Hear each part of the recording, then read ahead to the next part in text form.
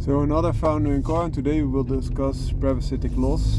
De route is berekend. Rijd So naar een parasitic loss gedigitaliseerde weg. is the difference between the engine power and the power at the wheels. So at the wheels, of course, you're going to use the power, whereas at the engine it is produced.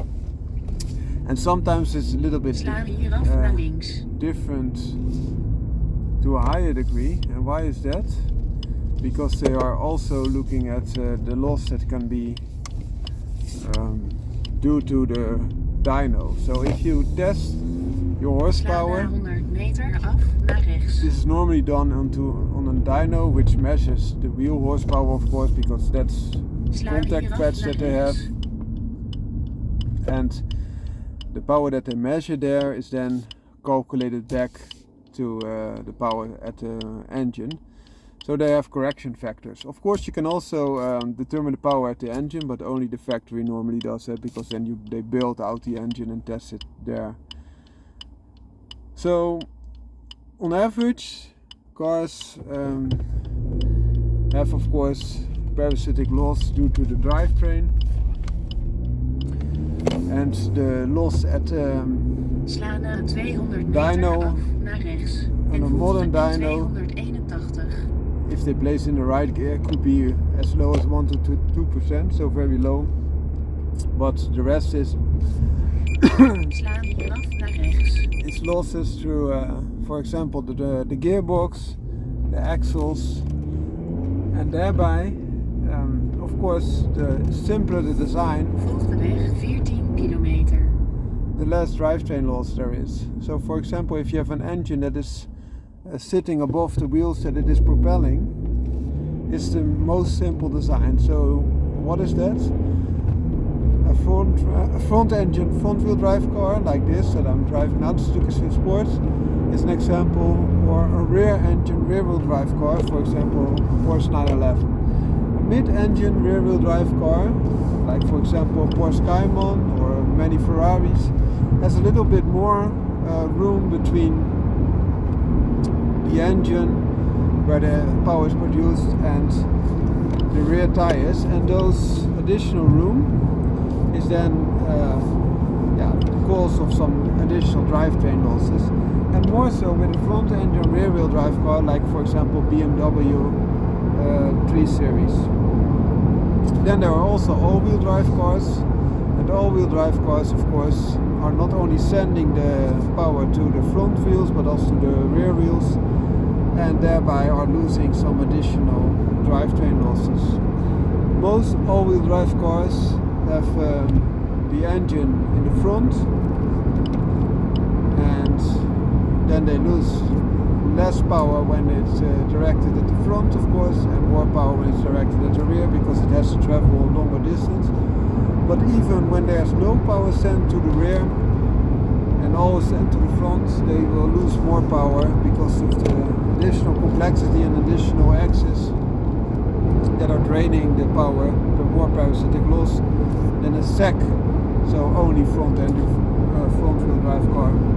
There are also some all-wheel drive cars that have the engine at the back. So for example Porsche 911, that's completely different, the other way around.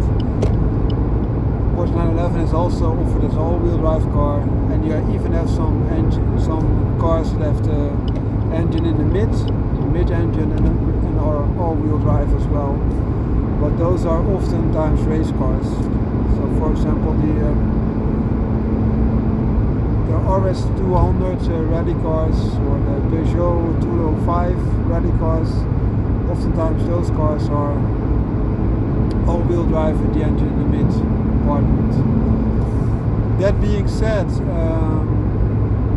parasitic loss is something that you don't want, of course, because you're losing power and therefore also fuel efficiency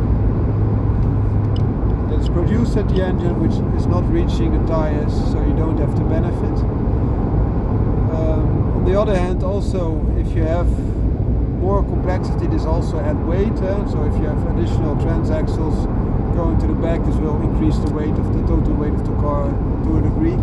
There are some benefits, however, to a rear wheel drive car, being that you have maximum traction also due to acceleration. So if you look at the best efficient way of transmitting power to the wheels, a rear wheel driven car with the engine in the rear, so placing the weight above those tires that are really propelling the car, and also when you're accelerating the nose will come up. So front wheel drive car is the same, the engine and the weight above the axle that's transferring it to the front wheel drive car.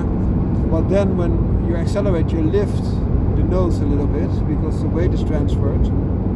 That will place more traction on the rear wheel drive car and less traction on the front wheel drive car. So the best would be a Porsche 911 layout, engine above the rear wheel and there that are driven.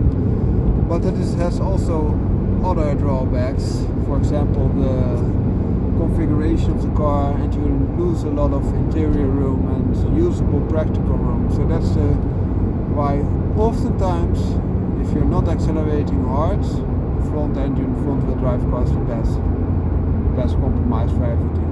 So you get a very practical car that can also have high efficiency, but the harder you drive your car, the more traction you can lose with a front engine, front wheel drive car as compared to the rear wheel driven cars.